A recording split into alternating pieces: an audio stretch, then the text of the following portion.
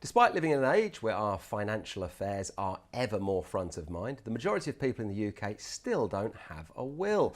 Well, I'm pleased to say that I'm joined here today by specialist wills and probate solicitor Emma Myers to discuss why it's essential to have a will and, more importantly, which is the best option for you. Emma, thanks so much for coming in.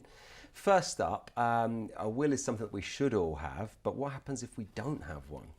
If we don't have a will, it's the government that decides what happens to your assets that you own when you die. So they look at family relationships through your immediate bloodline.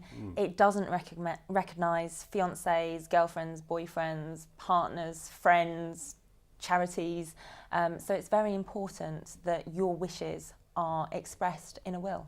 Yeah, absolutely, because there's probably lots of people who are watching this who just listen to that and thought, well, I'm not married, but I've been living with my partner for like 15 or 20 years. Yeah, the old common law. Common law, it's not going to recognise that. No, not at all. So is it something that I can just put together myself? Can I just sit down with my family and say, right, you lot, here's how it is, you're going to get the lot, and write it out? Technically, yes. As long as it's written down, signed by you and witnessed by two people who aren't mentioned in the will, it's valid. The important thing, however, is making sure that the will that you prepare is the most effective one for you and is the most appropriate one. Because there are different types, it's not as black and white. Exactly. There are sort of straightforward wills where everything goes from one person to another. There are trust wills that may be more appropriate if you have second families. There are all different sort of tricks that we can do in the will to get the most effective tax position, all things like that. So it's important to get advice to make sure that the will is the most appropriate one for you. And I suppose over time, as one goes through one's life, your situation is going to change. You might be married, you might be divorced, you might have more children, children might leave the country. So it's something you've got to look at. Correct, and you can amend your will as many times as you want, you can change it as many times as you want.